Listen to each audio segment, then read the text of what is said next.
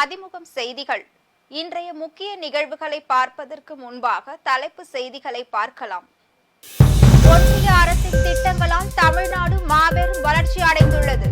17,300 கோடி மதிப்பிலான திட்டங்களை தொடங்கி வைத்த பின் பிரதமர் மோடி பேச்சு. தொகுதி பங்கீடு தொடர்பாக முதலமைச்சர் மு.க.ஸ்டாலின் அவசர ஆலோசனை. வேட்பாளர் தேர்வு, தேர்தல் பிரச்சாரம் குறித்து முதலமைச்சர் பேச்சுவார்த்தை. முன்னாள் அமைச்சர் செந்தில் பாலாஜிக்கு ஜாமீன் மறுப்பு.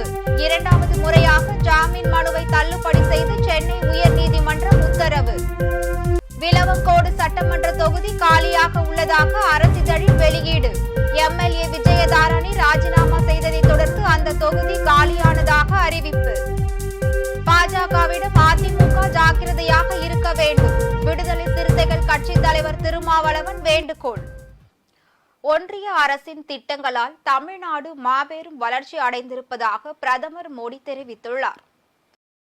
பிரதமர் மோடி பல்வேறு நிகழ்ச்சிகளில் பங்கேற்பதற்கும் பல திட்டங்களுக்கு அடிக்கல் நாட்டுவதற்கும் 2 நாள் பயணமாக தமிழ்நாடு வந்துள்ளார். நேற்று திருப்பூர் பல்லடத்தில் நடைபெற்ற தமிழ்நாடு பாஜக தலைவர் அண்ணாமலையின் என் மண் என் மக்கள் பாத யாத்திரையின் நிறைவு நிகழ்ச்சியில் பங்கேற்று சிறப்புரையாற்றினார். இதையடுத்து இன்று காலை மதுரையில் இருந்து தூத்துக்குடிக்கு ஹெலிகாப்டர் மூலம் சென்ற பிரதமர் மோடி 17,300 கோடி மதிப்பிலான உட்கட்டமைப்பு வளர்ச்சி நலத்திட்டங்களை அடிக்கல் நாட்டி தொடங்கி வைத்தார். அப்போது நிகழ்ச்சியில் பேசிய பிரதமர், காங்கிரஸ் கட்சியில் கோரிக்கைகளாக இருந்தவை எல்லாம் பாஜக ஆட்சியில் நிறைவேற்றப்பட்டு வருவதாக தெரிவித்தார். தூத்துக்குடியில் தொடங்கப்பட்டுள்ள திட்டங்கள் இந்தியாவின் வளர்ச்சிக்கு உந்துதலாக இருக்கும் என தெரிவித்த பிரதமர், இந்த திட்டங்கள் இந்தியாவின் வளர்ச்சிக்கு முக்கிய பங்கு வகிக்கும் என்று தெரிவித்தார். ஒன்றிய அரசு திட்டங்கள் மூலம் தமிழ்நாட்டில் சாலை வழி இணைப்புகள் சிறப்பாக மாறி உள்ளதாக குறிப்பிட்ட அவர், தமிழ்நாட்டில் கடந்த 10 ஆண்டுகளில் தேசிய நெடுஞ்சாலை இணைப்புகள் அதிகரித்திருப்பதாக தெரிவித்தார். நிகழ்ச்சியில் ஆளுநர் RN ரவி, ஒன்றிய இணை அமைச்சர் முருகன், தூத்துக்குடி MP கனிமொழி ஆகியோர் பங்கேற்றனர். நாடாளுமன்ற தேர்தல் பணிகள் தொடர்பாக அண்ணா அறிவாலயத்தில் முதலமைச்சர் மு.க.ஸ்டாலின் தலைமையில் ஆலோசனை கூட்டம் நடைபெற்றது. நாடாளுமன்ற தேர்தல் தேதி விரைவில் அறிவிக்கப்பட உள்ள நிலையில் கூட்டணி பேச்சுவார்த்தை, தொகுதி பங்கீடு என்று அரசியல் கட்சிகள் முழு வீச்சில் தயாராகி வருகின்றனர். அந்த வகையில் திமுக கூட்டணியில் இந்திய யூனியன் முஸ்லீம் லீக், கொங்கு மக்கள் தேசிய கட்சி ஆகிய கட்சிக்கு தலா 1 தொகுதி ஒதுக்கீடு செய்யப்பட்டுள்ளது. காங்கிரஸ் கட்சியுடன் நாளை தொகுதி பங்கீடு பேச்சுவார்த்தை நடைபெறும் என்று கூறப்படுகிறது. அடுத்த ஓரிரு தினங்களில் தொகுதி பங்கீட்டை இறுதி செய்ய திமுக தீவிரம் காட்டி வருகிறது.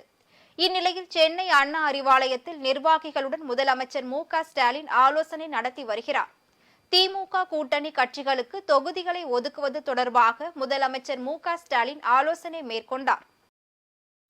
முன்னாள் அமைச்சர் செந்தில் பாலாஜியின் ஜாமீன் மனுவை 2வது முறையாக தள்ளுபடி செய்து சென்னை உயர்நீதிமன்றம் உத்தரவிட்டுள்ளது.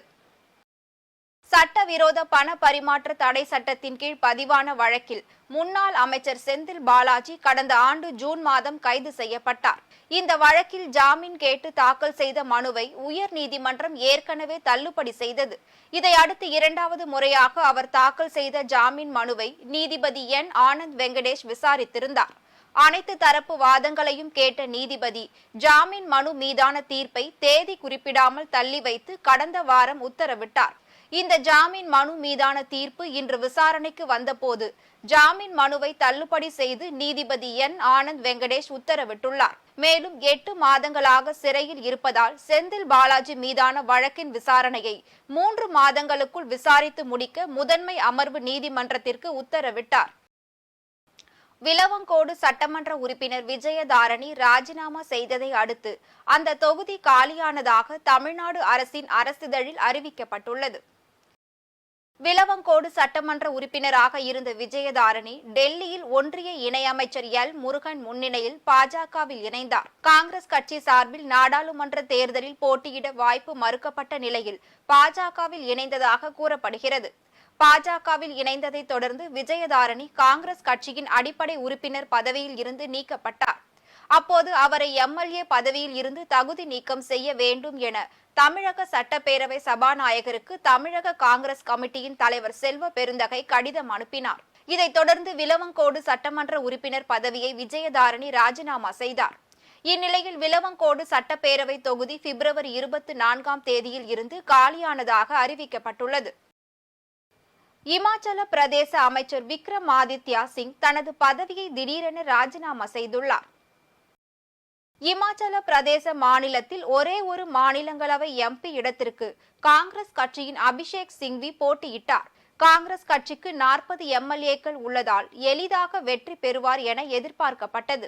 இந்நிலையில் இமாச்சல பிரதேச அமைச்சர் விக்ரமாதித்யா சிங் தனது பதவியை திடீரென ராஜினாமா செய்துள்ளார். காங்கிரஸ் தலைவர் வீரபத்ர சிங்கின் மகன் விக்ரமாதித்யா சிங் எம்எல்ஏக்களை கட்சி மதிக்கவில்லை என குற்றம் சாட்டியுள்ளார். மேலும் காங்கிரஸ் எம்எல்ஏக்கள் 6 பேரை பாஜக ஹரியானாவிற்கு கடத்தி சென்றதாக அந்த மாநில முதலமைச்சர் சுக்விந்தர் சிங் குற்றம் சாட்டியிருந்தது குறிப்பிடத்தக்கது. திமுக ஆட்சிக்கு வந்த பிறகு மருத்துவ சிகிச்சைகள் மேம்படுத்தப்பட்டுள்ளதால் புறநோயாளிகள் எண்ணிக்கை அதிகரித்துள்ளதாக அமைச்சர் மா சுப்பிரமணியன் தெரிவித்துள்ளார். மதுரையில் செய்தியாளர்களை சந்தித்த சுகாதாரத்துறை அமைச்சர் மா சுப்பிரமணியன், மதுரை அரசு ராஜாஜி மருத்துவமனையில் திமுக ஆட்சியில் மருத்துவ வசதிகள் மேம்படுத்தப்பட்டதால் புறநோயாளிகளின் எண்ணிக்கை 3000 இருந்து 5000 உயர்ந்துள்ளதாக தெரிவித்தார். எல்லா அரசு மருத்துவமனை, அதாவது 1800க்கும் மேற்பட்ட மருத்துவமனைகளில் காப்பீட்டு திட்டம் செயல்பட்டு இருக்கு. அரசு மற்றும் தனியார் மருத்துவமனைகள் 1800க்கும் மேற்பட்ட மருத்துவமனைகள். இதில் 1,44,00,000 குடும்பங்கள் காப்பீட்டு திட்டத்தில் பயன்பட்டு வருகிறார்கள். இந்த ஆட்சி வந்ததுக்கு அப்புறம் மட்டும் ஏறத்தாழ 10 லட்சம் புதிய குடும்பத்தினர் இந்த காப்பீட்டு திட்டத்தில் இணைக்கப்பட்டிருக்கிறார்கள். கலைஞர் நூற்றாண்டை முன்னிட்டு 100 தொகுதிகளில் ஒரே நாளில் புதிதாக காப்பீட்டு திட்டத்தில் இணைபவர்களுக்குரிய வாய்ப்பு தரப்பட்டது. இன்னும் ஒரு வாரத்தில் கூட இன்னொரு 100 பண்ணுறதுக்கான நடவடிக்கை எடுத்திருக்கிறோம். அது மாதிரி விட்டு போனவங்க, அதாவது புதிய குடும்பங்கள் உருவாயினே இருக்கும். ஒரு குடும்பத்திலிருந்து கல்யாணம் ஆகி தனியாக போனாங்கன்னா அவங்க ஒரு தனி குடும்பம் ஆகிறாங்க. அவங்களுக்குமான காப்பீட்டு திட்டம் என்கின்ற வகையில் இருக்குது. அதனால் ஆல்மோஸ்ட் எல்லாருக்குமே காப்பீட்டு திட்டத்துக்கான அட்டைகள் இருக்குது. இருக்கிறவங்களுக்கு அதை அந்த செலவு பண்ணிக்கிறத விட காப்பீட்டு திட்டத்தில் பண்ணிக்கிறது எளிது தானே, அதனால் பண்ணுறாங்க. அதனால் அது தாமதம் எங்கேயாவது ஒன்று சொன்னால் கூட நம்ம நடவடிக்கை எடுக்கலாம். ஏதாவது உங்கள் பார்வைக்கு எந்த மருத்துவமனையில் அந்த மாதிரி தாமதப்படுத்துகிறாங்க, ஆப்ரேஷன் பண்ணுறதுக்கு டிலே பண்ணுறாங்கன்னு தகவல் தெரிஞ்சால் தயவு செஞ்சு எனக்கு சொல்லுங்கள், டெஃபினட்டாக நடவடிக்கை இல்லை. இது காப்பீட்டு திட்டத்திலே கூட எங்கேயாவது, இப்போ நான் ஒரு தேனியில் போனேன், இந்த காப்பீட்டு திட்ட அட்டைகள் இருந்தும் கூட பணம் வாங்கிக்கின்னு தான் எம்ஆர்ஐ ஸ்கேன் எடுக்கிறாங்கன்னு சொன்னோன்னா உடனடியாக அதை டிஸ்மிஸ் பண்ணிடுறோம். அது மாதிரி எங்கேயாவது இருந்து தகவல் சொன்னீங்கன்னா நடவடிக்கை எடுக்கணும். திமுக காங்கிரஸ் கூட்டணியில் எந்த இழுபறியும் இல்லை என்று தமிழக காங்கிரஸ் ஊடகம் மற்றும் தகவல் தொடர் பிரிவு தலைவர் ஆனந்த் சீனிவாசன் தெரிவித்துள்ளார். சென்னை செய்தியாளர்களிடம் பேசிய ஆனந்த் சீனிவாசன், எம்ஜிஆர் படத்திற்கு பதிலாக நடிகர் அரவிந்த் சாமியின் புகைப்படத்தை பேனராக வைக்கும் நிலையில்தான் தற்போதைய அதிமுக உள்ளதாக தெரிவித்தார். சாம பேத தண்டம் தான். இன்னைக்கு அதிமுக எந்த நிலைமைக்கு இறங்கிடுச்சுன்னா, ஒரிஜினல் எம்ஜிஆர் போட்டோ போடாம அரவிந்த் சாமியை போட்டோ போட்டு போஸ்டர் அடிக்கிற நிலைமையில இருக்குது இன்னைக்கு அதிமுக. யார் அவங்க ஃபவுண்டர்னே தெரியாத ஒரு கட்சி தமிழ்நாட்டில் இருக்கு. எம்ஜிஆரே மறந்த கட்சி. நாங்கள்லாம் எம்ஜிஆரை மறக்கல, மக்கள்லாம் எம்ஜிஆரை மறக்கல. ஏஐடிஎம்கே எம்ஜிஆரை மறந்த நிலைமைக்கு இன்னைக்கு இருக்கு. அவரோட சென்டனரி பர்த்டேக்கு நீங்க பார்த்துருப்பீங்க, பல இடத்துல நடிகர் அரவிந்த் சுவாமியோட படத்தை போஸ்டர்ல போட்டாங்க. இதுதான் அதிமுகவோட நிலைமை. அவங்க அவங்க ஓட்டை பிஜேபிக்கு தானவாத்து கொடுத்துட்டு இருக்கிறாங்க. எம்ஜிஆரோட கொள்கை ஒன்றே கடவுள் ஒருவரே தெய்வன். அதை ஒரு ஹிந்துத்வாவை பார்ட்டியாக மாற்றிருக்கிறாங்க. இது அவங்க ஆத்மா சாந்தி, எம்ஜிஆர் ஆத்மா நிச்சயமா சாந்தி அடையாது. இது மாதிரி வேலைகள்லாம் பண்ணது. எம்ஜிஆரே மறந்த கட்சியை பற்றி நம்ம என்ன பேசுறதுக்கு இருக்கு? விஏஓ வனக்காப்பாளர் உள்ளிட்ட பணிகளில் உள்ள 6244 காலி பணியிடங்களை நிரப்புவதற்கான குரூப் 4 தேர்வுக்கு விண்ணப்பிப்பதற்கான கால அவகாசம் இன்றுடன் முடிவடைகிறது. தமிழ்நாடு அரசு துறைகளில் காலியாக உள்ள கிராம நிர்வாக அலுவலர், இளநிலை உதவியாளர், தட்டச்சர், வனக்காவலர் உள்ளிட்ட 32 வகையான பணிகளுக்கு 6244 பேரை தேர்வு செய்வதற்கான குரூப் 4 தேர்வு அறிவிப்பை கடந்த ஜனவரி மாதம் 30ஆம் தேதி தமிழ்நாடு அரசு பணியாளர் தேர்வாணையம் வெளியிட்டது. இதற்கான விண்ணப்பங்கள் தற்போது பெறப்பட்டு வரும் நிலையில் 6244 காலி இடங்களை நிரப்புவதற்கான குரூப் 4 தேர்வுக்கு விண்ணப்பிப்பதற்கான கால அவகாசம் இன்றுடன் முடிவடைவதாக தெரிவிக்கப்பட்டுள்ளது. பாஜகவிடம் அதிமுக ஜாக்கிரதையாக இருக்க வேண்டும் என விடுதலை சிறுத்தைகள் கட்சி தலைவர் திருமாவளவன் தெரிவித்துள்ளார். சென்னை தியாகராய நகரில் உள்ள சர்பிடி அரங்கில் வன்னி அரசு எழுதிய மோடி ஆட்சி இருண்ட காலத்தின் சாட்சி என்ற நூல் வெளியீட்டு விழா நடைபெற்றது. நூலை விடுதலை சிறுத்தைகள் கட்சியின் தலைவர் திருமாவளவன், கே. பாலகிருஷ்ணன் ஆகியோர் வெளியிட்டனர். நூல் வெளியீட்டிற்கு பிறகு பேசிய திருமாவளவன், திமுக பலமாக இருக்கும் கட்சி என்பதால் பாஜகவால் நெருங்க முடியவில்லை என்று தெரிவித்தார். அதிமுகவை பாஜக பக்கம் ஈர்க்க வேண்டும் என்பதற்காக எம்ஜிஆர் பற்றி பல்லடத்தில் மோடி பேசி இருப்பதால் பாஜகவிடம் அதிமுக ஜாக்கிரதையாக இருக்க வேண்டும் என்று தெரிவித்தார். அருமை தோழர்களே, மோடி இன்றைக்கு தமிழ்நாட்டை குறிவைத்து காய்களை நகர்த்தி கொண்டிருக்கிறார். திராவிட இயக்க அரசியலை நீர்த்து போகச் செய்ய வேண்டும் என்பது அவர்களின் முக்கியமான குறிக்கோளாக இருக்கிறது. திராவிட அரசியலை நீர்த்து போகச் செய்வதன் மூலம் அவர்கள் சனாதன அரசியலை நிலைநிறுத்த முடியும். அதுதான் முக்கியம். அவங்க முதல்ல திமுக இன்றைக்கு ஆளுங்கட்சியாக இருப்பதனால் பெரிதாக அவர்களை ஒன்றும் செய்ய முடியாது. பலவீனமாக இருப்பது இன்றைக்கு அதிமுக. அதிமுகவை சிதறடித்து விட முடியும் என்று கணக்கு போட்டு வேலை செய்கிறார்கள். அதிமுகவை சார்ந்த தொண்டர்களே, தலைவர்களே, எச்சரிக்கையாக இருங்கள். இது என்னுடைய தோழமையான வேண்டுகோள். உங்கள் கட்சி அழிய வேண்டும், உங்கள் கட்சி சிதைய வேண்டும் என்று சராசரி அரசியல்வாதியாக நான் ஒருபோதும் கருத மாட்டேன். நீங்களும் திமுகவும் இங்கே எதிரும் புதிருமாக 50 ஆண்டுகளுக்கு மேலாக இருந்ததனால் தான் இங்கே சனாதன சக்திகளால் காலூன்ற முடியவில்லை. விஏஓ, வனக்காப்பாளர் உள்ளிட்ட பணிகளில் உள்ள 6244 காலி பணியிடங்களை நிரப்புவதற்கான குரூப் 4 தேர்வுக்கு விண்ணப்பிப்பதற்கான கால அவகாசம் இன்றுடன் முடிவடைகிறது.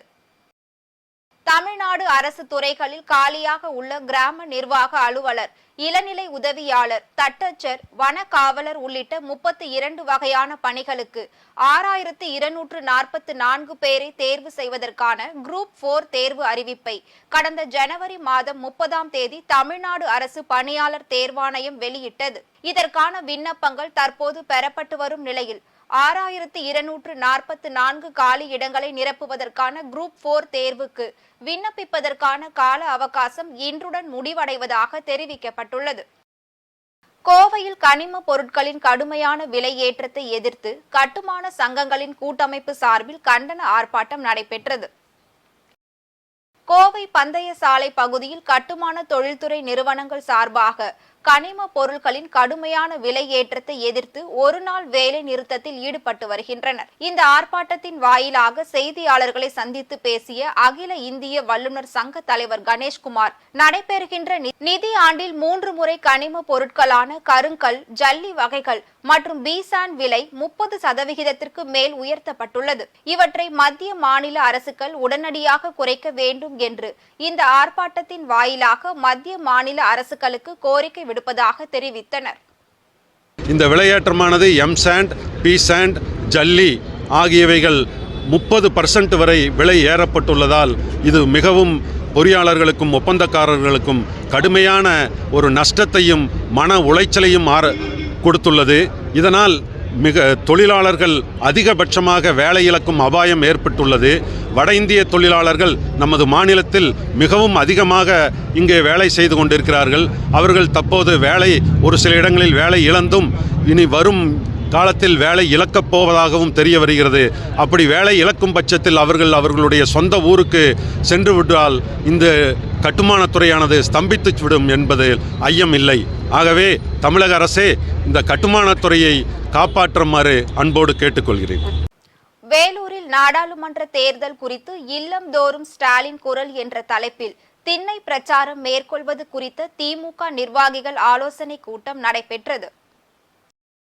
வேலூரில் நாடாளுமன்ற தேர்தலை முன்னிட்டு நிர்வாகிகள் ஆலோசனை கூட்டம் மாவட்ட செயலாளர் நந்தகுமார் தலைமையில் நடைபெற்றது. இதில் மாநகர மாவட்ட செயலாளர் கார்த்தி, மாவட்ட ஊராட்சி தலைவர் பாபு மற்றும் அவைத் தலைவர் முகமது சகி உள்ளிட்ட பலர் கலந்து கொண்டனர். இதில் நிறைவேற்றப்பட்ட தீர்மானங்கள் வேலூர் மாவட்டத்தில் உள்ள 5 சட்டமன்ற தொகுதிகளிலும் இல்லம்தோறும் ஸ்டாலின் குரல் என்னும் தலைப்பில் கிராமம் தோறும் திண்ணை பிரச்சாரம் நடத்துவது குறித்து ஆலோசனை மேற்கொள்ளப்பட்டது. மயிலாடுதுறையில் சம்பள உயர்வு, பணி நிரந்தரம் உள்ளிட்ட பல்வேறு கோரிக்கைகளை வலியுறுத்தி சுகாதார ஆய்வாளர் சங்கத்தினர் கண்டன ஆர்ப்பாட்டத்தில் ஈடுபட்டனர். மயிலாடுதுறையில் சுகாதார ஆய்வாளர் சங்கத்தினர் சார்பில் கண்டன ஆர்ப்பாட்டம் நடைபெற்றது. புதிய ஓய்வு ஊதிய திட்டத்தை ரத்து செய்து பழைய ஓய்வு ஊதிய திட்டத்தை மீண்டும் அமல்படுத்த வேண்டும். சுகாதார ஆய்வாளர்களுக்கு பதவி உயர்வு வழங்க வேண்டும். மக்களை தேடி மருத்துவம் திட்ட சுகாதார ஆய்வாளர்களுக்கு சம்பளத்தை உயர்த்தி வழங்க வேண்டும். சுகாதார ஆய்வாளர் நிலை 2 காலி பணியிடங்களை நிரப்ப வேண்டும் உள்ளிட்ட பல்வேறு கோரிக்கைகளை வலியுறுத்தி இந்த ஆர்ப்பாட்டம் நடைபெற்றது.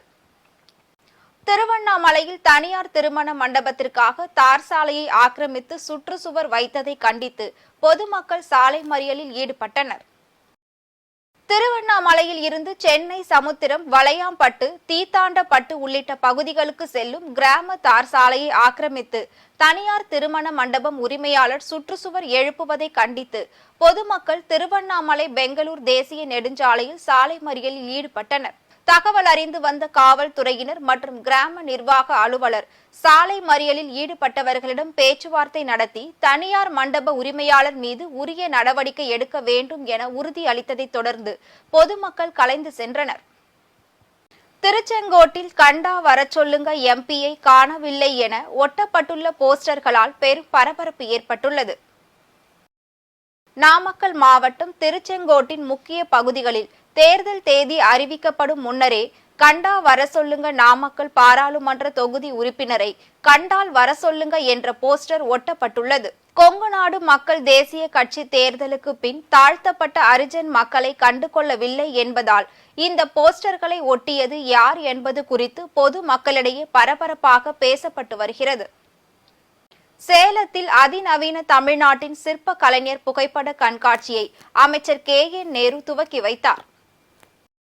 தமிழ்நாடு அரசு சார்பில் மாநிலம் முழுவதும் கலைஞர் நூற்றாண்டு விழா கொண்டாடப்பட்டது. அதன் ஒரு பகுதியாக தமிழ்நாட்டின் சிற்பி கலைஞர் என்ற தலைப்பில் பொதுப்பணித்துறை அமைச்சர் தலைமையின் கீழ் சேலத்தில் கண்காட்சி விழா கொண்டாடப்பட்டது.